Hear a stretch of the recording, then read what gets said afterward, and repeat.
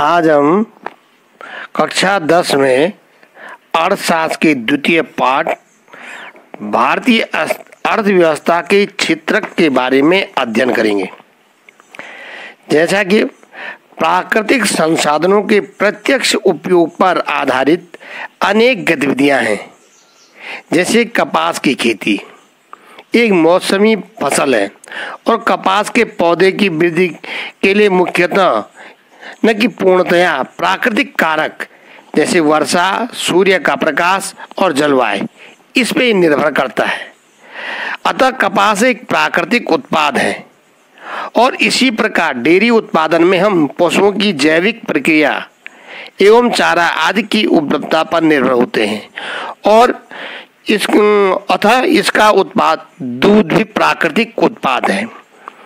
इसी प्रकार भारतीय अर्थव्यवस्था के प्रमुख क्षेत्रक में ये प्राथमिक क्षेत्रक, द्वितीय क्षेत्रक और तृतीय क्षेत्रक में इसे बांटा गया है। जिस प्रकार से मैंने अभी प्राकृतिक का उदाहरण दिया आपको, उसी प्रकार प्राथमिक क्षेत्रक में हम प्राकृतिक संसाधनों के प्रत्यक्ष उपयोग पर आधारित गतिविधियों का अध्ययन करते हैं।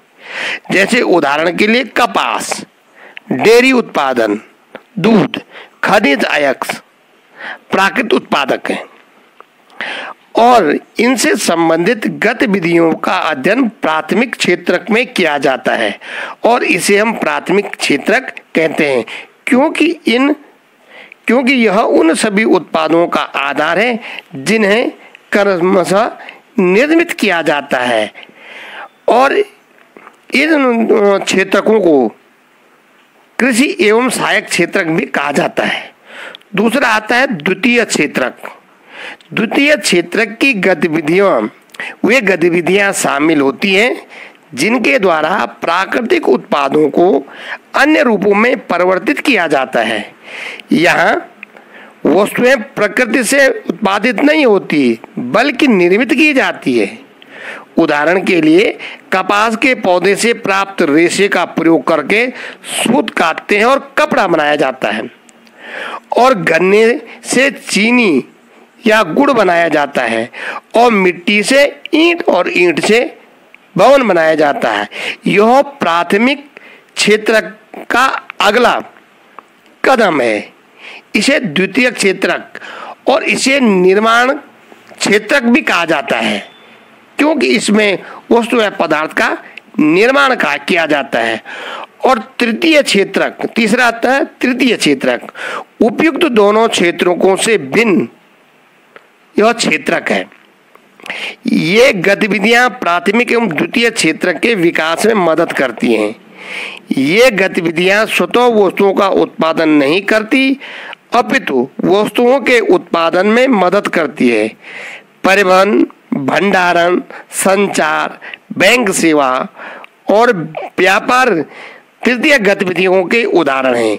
ये गतिविधियां वस्तुओं के आधार स्थान पर सेवाओं का सृजन करती है, इसलिए इसको सेवा क्षेत्रक भी कहा जाता है। सेवा क्षेत्रक में कुछ ऐसी अपरिहार्य सेवाएं भी हैं जो प्रत्यक्ष रूप से वस्तुओं के उत्पादन में सहायता नहीं करती। जैसे हमें शिक्षकों, डॉक्टर, धोबी, नाई, मोची एवं वकील जैसे व्यक्तिगत सेवाएं उपलब्ध कराने वाले और प्रशासनिक एवं लेखाकार कार्य करने वाले लोगों की आवश्यकता होती है। वर्तमान में सूचना प्रौद्योगिकी पर आधारित कुछ नवीन सेवाएं जैसे internet cafe, ATM booth, call centre, software कंपनियां इत्यादि भी महत्वपूर्ण हो गई है। अर्थात ये जो अर्थव्यवस्था के प्राथमिक, द्वितीय और तृतीय क्षेत्रक मैंने आपको बताए, इनका आपस में संबंध प्राथमिक, द्वितीय और तृतीय क्षेत्रक, क्योंकि कोई भी क्षेत्र चाहे प्राथमिक हो या द्वितीय हो, तृतीय हो, एक दूसरे पर निर्भर है। प्राथमिक, द्वितीय और तृतीय क्षेत्रक में जो पारस्परिक एक दूसरे से संबंधित है और एक दूसरे पर निर्भर है। प्राथमिक क्षेत्रक में कच्चे माल जैसे पटसन हो गया, गन्ना, कपास और अयस्क का उत्पादन करता है, जिसका प्रयोग द्वितीय क्षेत्रक ऐसी वस्तुओं, बहुत सी वस्तुओं, उर्वरक, वस्त्र, चीनी, औजार, मशीनरी आदि का उत्पादन करता है। और तृतीय क्षेत्रक दोनों क्षेत्रकों की सेवाएं प्रदान करने का कार्य करता है। अगला है तीन क्षेत्रकों की तुलना। प्राथमिक, द्वितीय एवं तृतीय क्षेत्रक के विविध उत्पादन कार्यों से काफ़ी अधिक मात्रा में वस्तुओं और सेवाओं का उत्पादन होता है। साथ ही इन क्षेत्रकों में काफ़ी अधिक संख्या में लोग वस्तुओं और सेवाओं के उत्पादन के लिए काम करते हैं। इसलिए अगले चरण में यह देखना है कि प्रत्येक क्षेत्रक में कितनी वस्तुएं और सेवाएं उत्पादित होती है और कितने लोग उस क्षेत्रक में काम करते हैं। किसी अर्थव्यवस्था में कुल उत्पादन और रोजगार की दृष्टि से एक या अधिक क्षेत्रक प्रधान होते हैं, जबकि अन्य क्षेत्रक अपेक्षाकृत छोटे आकार के होते हैं। प्रत्येक क्षेत्र की विभिन्न वस्तुओं और सेवाओं की गणना नहीं की जाती है, बल्कि उत्पादन में प्रत्येक वस्तु और सेवाओं की गणना की जरूरत न होकर केवल अंतिम वस्तुओं और सेवाओं की गणना का ही औचित्य होता है कि किसी वस्तु को निर्माण में क्या क्या चीज़ें लगी, उसका मूल्य पहले उसमें सम्मिलित कर दिया जाता है। सबूत उदाहरण के लिए बिस्कुट का निर्माण करना है, उसके लिए उसमें आटा, चीनी, तेल और सबको मिलाने के बाद बिस्कुट का निर्माण होता है और तब जाकर अंत में जो बिस्कुट की कीमत निर्धारित की जाती है वही अंतिम गणना होती है। उसमें पहले ही आटे, चीनी और उसका मूल्य सम्मिलित करके ही अंतिम मजदूरी लगाकर अंतिम वस्तुओं की गणना की जाती है और मूल्य निर्धारण किया जाता है। एक आता है इसमें जीडीपी, सकल घरेलू उत्पाद। किसी विशेष वर्ष में प्रत्येक क्षेत्रक द्वारा उत्पादित अंतिम वस्तुओं और सेवाओं का मूल्य उस वर्ष में क्षेत्र के कुल उत्पादन की जानकारी प्रदान करता है और तीनों क्षेत्रों के उत्पादनों के योगफल को देश का सकल घरेलू उत्पाद यानी जीडीपी कहते हैं। पुनः कह रहा हूँ, किसी विशेष वर्ष में प्रत्येक क्षेत्रक द्वारा उत्पादित अंतिम वस्तुओं और सेवाओं का मूल्य उस वर्ष में क्षेत्र के कुल उत्पादन की जानकारी प्रदान करता है। तीनों क्षेत्रों के उत्पाद के योगफल को देश का सकल घरेलू उत्पाद यानी जीडीपी कहते हैं और यह किसी देश के भीतर किसी विशेष वर्ष के में उत्पादित सभी अंतिम वस्तुओं और सेवाओं का मूल्य है। जीडीपी अर्थव्यवस्था की विशालता प्रदर्शित करता है और भारत में जीडीपी का मापन जैसा कठिन कार्य केंद्र सरकार के मंत्रालय द्वारा किया जाता है और वर्तमान समय में 100 वर्षों में विकसित देशों में अधिकतर द्वितीय और तृतीय क्षेत्रकों की ओर पुनः बदला हुआ है और लोगों का झुकाव इस ओर हुआ है। इसमें आता है भारत में प्राथमिक, द्वितीय और तृतीय क्षेत्रक का जीडीपी। इसमें ये सारणी दी है, ये सारणी आपको दिखाई दे रही है। इसमें 1973 और 2003 का जो जीडीपी है प्राथमिक, द्वितीय, तृतीय और क्षेत्रक द्वारा, इसमें आप ग्राफ द्वारा देख रहे होंगे। इस सारणी में देखेंगे प्राथमिक, द्वितीय और तृतीय क्षेत्रक द्वारा जीडीपी, उसमें सन 1973-74 का जो आप देख रहे हैं उसमें प्राथमिक और द्वितीय और तृतीय जो सारणी दी है और जो फाइल में करोड़ों में आपको लागत दी है उसमें आप देखेंगे कि जो 73-74 में प्राथमिक क्षेत्र में अधिक लोग कार्य करते थे, अधिक जीडीपी थी, ठीक है। और वही 2013-14 में देख रहे होंगे आप, सबसे अधिक जीडीपी किसमें? तृतीय क्षेत्रक में। मैंने तृतीय क्षेत्रक का महत्व बढ़ा है, और उसके बाद द्वितीय और प्राथमिक क्षेत्र का महत्व घटा है। और 1973-74 में आप देख रहे होंगे प्राथमिक क्षेत्रक जो कृषि क्षेत्र के अंतर्गत आता है उसमें जीडीपी की दर ज़्यादा है, और 13-14 में तृतीय क्षेत्रक में और द्वितीय क्षेत्रक में। इस प्रकार आज वर्तमान समय में अगला इसमें जो टॉपिक है इसी से संबंधित है, उत्पादन के तृतीय क्षेत्रक का बढ़ता हुआ महत्व। मैंने तृतीय क्षेत्रक जो हमें जीडीपी में भी मैंने आपको बताया कि उसमें बढ़ा कैसे। जैसे कि वर्ष 1973-74 और 2013-14 के बीच 40 वर्षों में यद्यपि क्षेत्रकों में उत्पादन में वृद्धि हुई, परंतु सबसे अधिक वृद्धि तृतीय क्षेत्र के उत्पादन में हुई।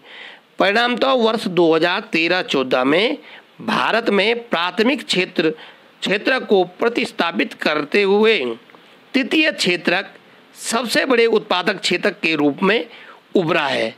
और भारत में तृतीय क्षेत्रक इतना महत्वपूर्ण क्यों हो गया, इसके कई कारण हैं। प्रथम है, जैसे पहला कारण है, किसी भी देश में अनेक सेवाओं जैसे अस्पताल, शैक्षणिक संस्थाएं, डाक एवं तार सेवा, थाना, कचहरी, ग्रामीण प्रशासनिक कार्यालय, नगर निगम, रक्षा, परिवहन, बैंक, बीमा कंपनी इत्यादि की आवश्यकता होती है, और इन्हें बुनियादी सेवाएं माना जाता है। और किसी विकासशील देश में इन सेवाओं के प्रबंधन की जिम्मेदारी सरकार उठाती है। द्वितीय है, इसमें द्वितीय कारण है दूसरा जो है कि कृषि एवं उद्योग के विकास से परिवहन, व्यापार, भंडारण जैसी सेवाओं का विकास होता है।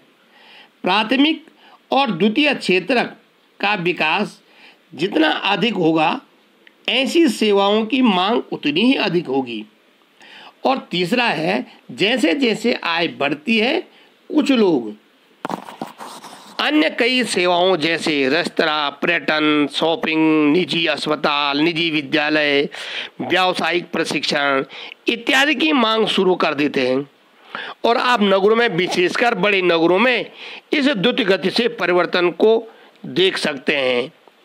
और चौथा है, विगत दशकों में सूचना और संचार प्रौद्योगिकी पर आधारित कुछ नवीन सेवाएं महत्वपूर्ण एवं अपरिहार्य हो गई है।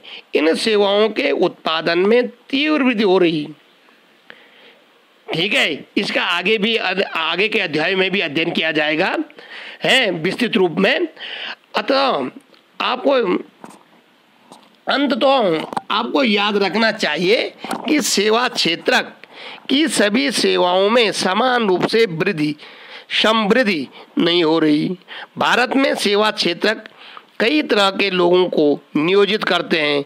एक और उन सेवाओं की संख्या सीमित है जिसमें अत्यंत कुशल और शिक्षित श्रमिकों को रोजगार मिलता है, और दूसरी ओर बहुत अधिक संख्या में लोग छोटी दुकानों, मरम्मत कार्यों, परिवहन जैसी सेवाओं में लगे हुए हैं। वे लोग बड़ी मुश्किल से जीविका निर्वाह कर पाते हैं, और वे इन सेवाओं में इसलिए लगे हुए हैं क्योंकि उनके पास कोई अन्य वैकल्पिक अवसर नहीं है। इस कारण सेवा क्षेत्र के केवल कुछ भागों का ही महत्व बढ़ रहा है। ठीक है, आगे है इसमें नियोजन। इसमें ये अगर आगे भी बगल में आप सारणी देख रहे होंगे, सारणी बना रखी है जिसमें 2073-74 और 1973-74 और 2013-14 के ये वो दे रखे हैं, प्राथमिक, द्वितीय, तृतीय क्षेत्रक के दे रखा है, प्रतिशत दे रखा है, जिसमें आप देख रहे होंगे 73-74 में प्राथमिक और तृतीय क्षेत्रक और द्वितीय क्षेत्रक। उसी प्रकार 2013 और 14 में प्राथमिक, द्वितीय और तृतीय क्षेत्रक के महत्व को आप देख रहे होंगे। और उसी प्रकार ये नीचे है, और आगे इसमें है, ये आगे कह रहा है जो जीडीपी मैंने आपको बताई थी, सकल घरेलू उत्पाद, इसका कह रहा है इन सब का जो परिणाम हुआ कि देश के आधे से अधिक श्रमिक जो है प्राथमिक क्षेत्र में मुख्यतः कृषि कार्य में कार्य कर रहे हैं, ठीक है, और जिसका जीडीपी योगदान केवल 1/4 है।